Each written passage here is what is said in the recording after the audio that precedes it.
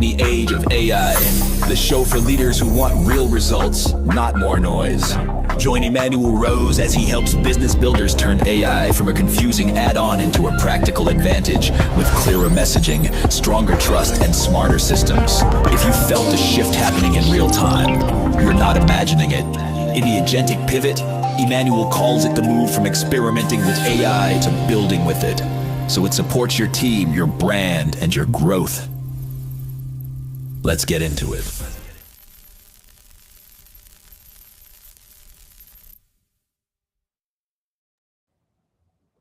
Welcome to Marketing in the Age of AI. I'm Emmanuel Rose, and I'm talking today with Juan Garcia, who's the co-founder and co-CEO of Tuyo, 100% digital AI native insurer that now automates over 80% of customer interactions and 85% of simple claims.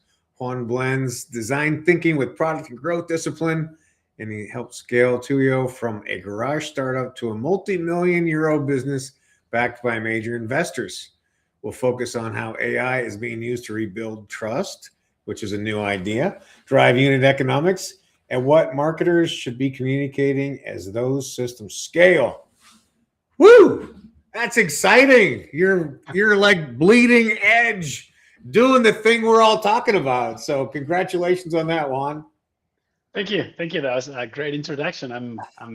I would be very interested in actually meeting that Juan Garcia that you talked about. Well, that's good. Anytime you want to invite me to Spain, I will do the introductions for you at the meetings. Sure. Let's do that. Well, I love this idea that that Tuyo is doing so much of this customer interaction with AI, and explain a little bit about how you're managing that, because that's one of the things that everybody's struggling with is when to use AI, when not to use it. We want it to sound human. Do I tell them I'm not a human? Talk a little bit about your thinking in that.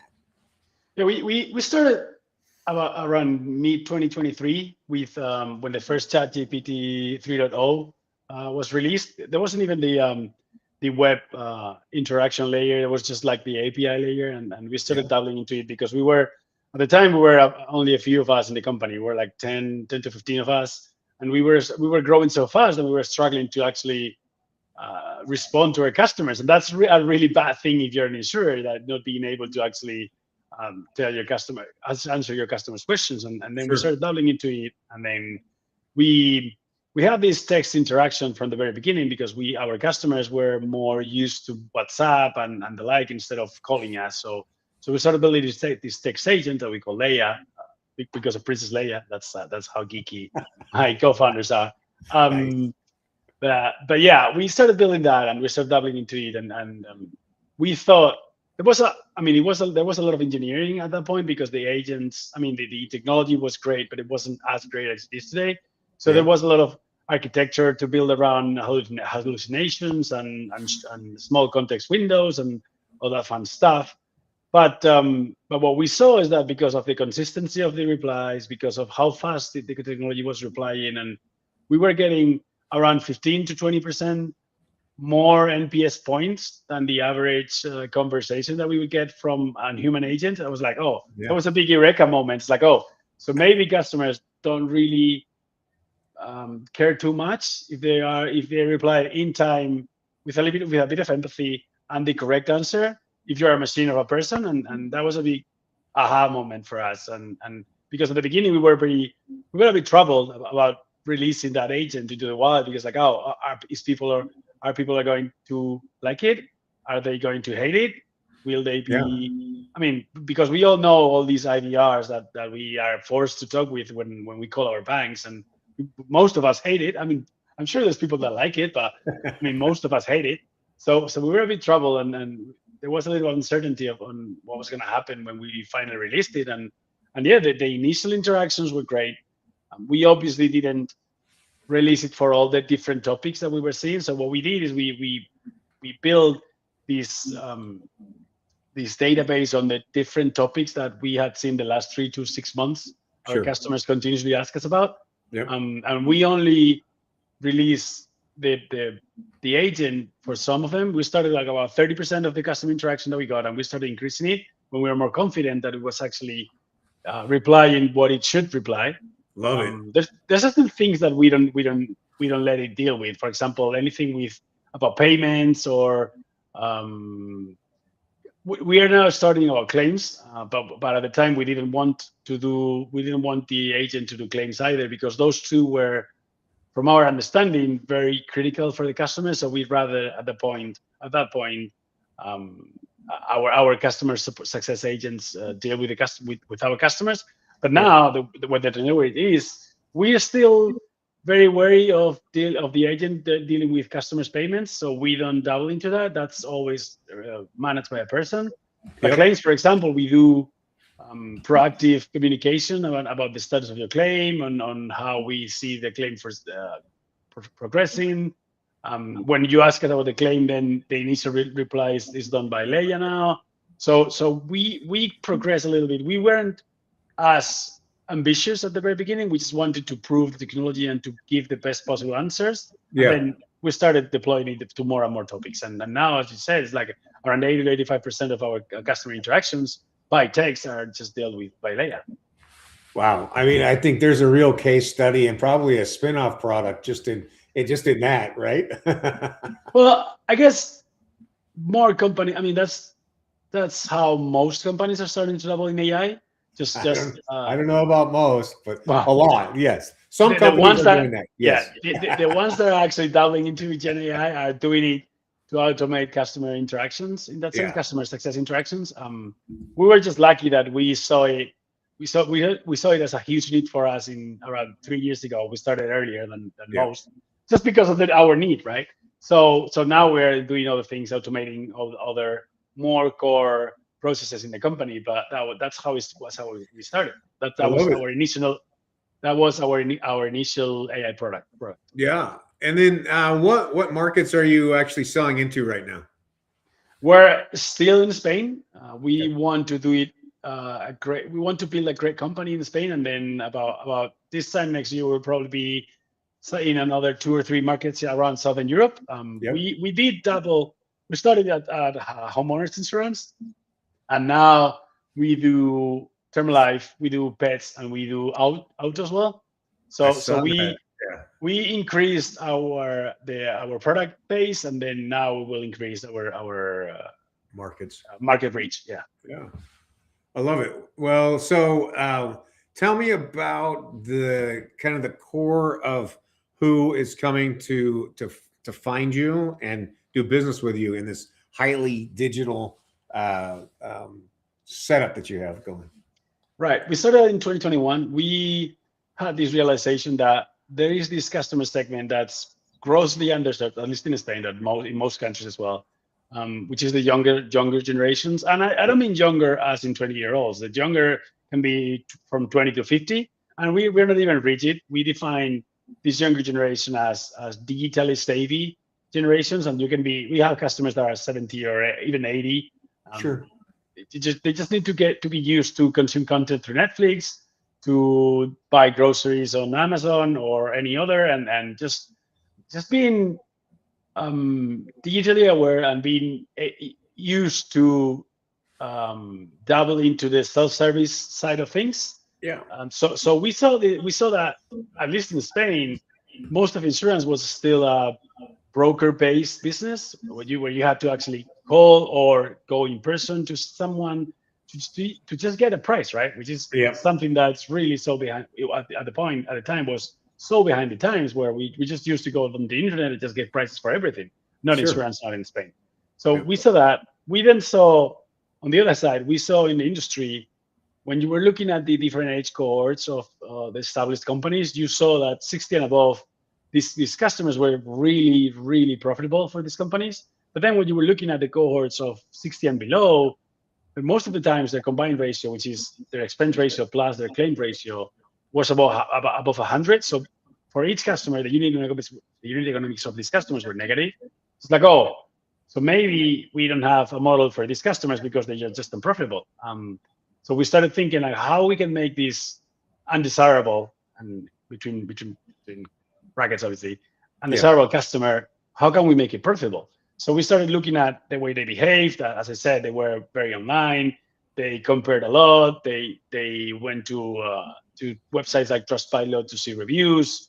So with all that, we just thought, oh, maybe if we build this self-service model where a customer does all this work on his own, like he actually do all the onboarding questions, he goes and gets the price, and then he just insert his credit card and do everything on his own, then maybe we can make it profitable. And that's how we started building. Initially, just normal digital technology. We had an app, we had our core systems, we built everything in a very deterministic way. And then in 2023, we was like, oh, there's this new technology that will help us scale and do a better customer experience than the average insurer, and the rest is history. Yeah, I love it. And so what I'm hearing you say is it's mostly a psychographic condition versus a demographic condition.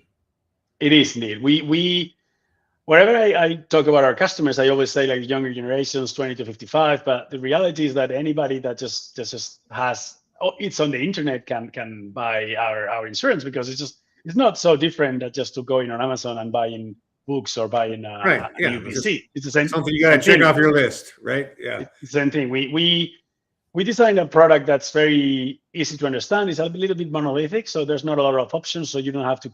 It's not a very cumbersome process. So we streamlined the quoting process and the purchasing process. So everything is very easy to do and understand. So you can just in about 4 minutes, you can just buy your homeowner's insurance. You can buy your life insurance, or you can buy your auto insurance with us.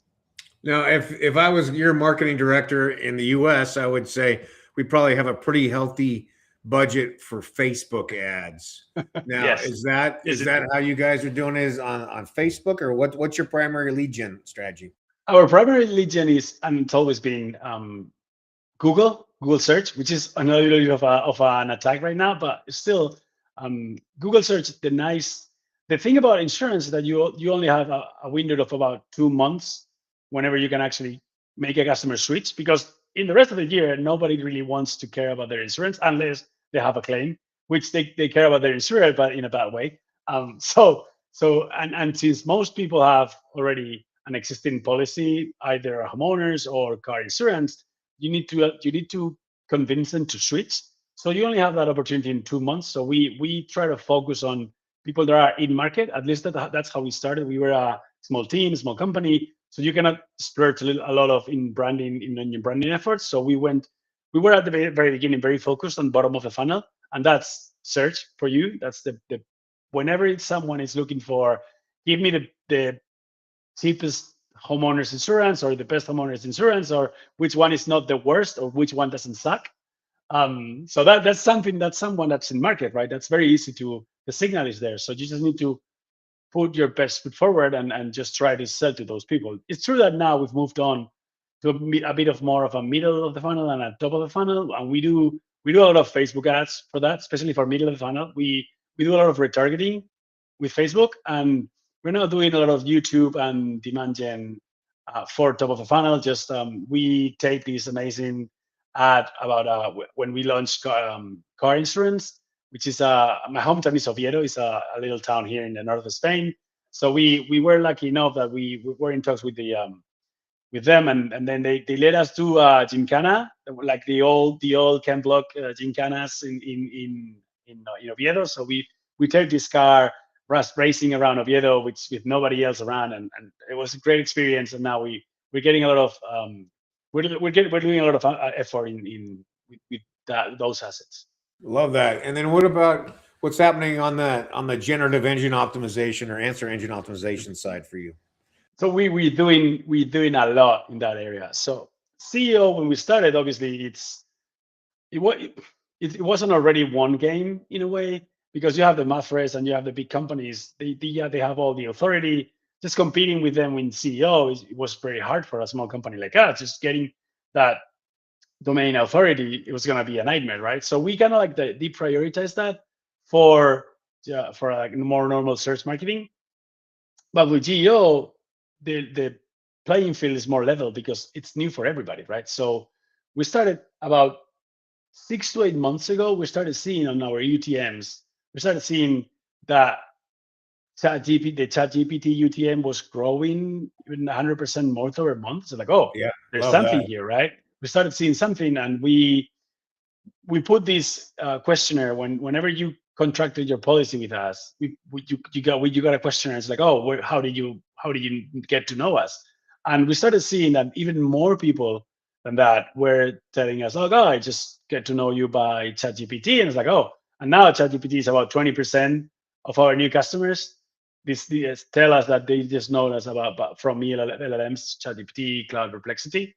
So we started like, oh, there is something here for us. There's something, people are changing their habits, their behavior online. Now, less people are going to Google to search, and now more people are just going to these new LLMs. And we started building GEO, and the first thing we did, and that was from our marketing director, and that was a very smart thing to do. We started handing out Amazon cards if you shared with us the way your conversation with the LLM, just to see how you got to know us, and you would be surprised how easily people just share away their conversation on the LLMs. We get a lot of feedback into that, so we built this tool that based on those conversations that we were seeing, we actually created synthetic personas and synthetic conversations.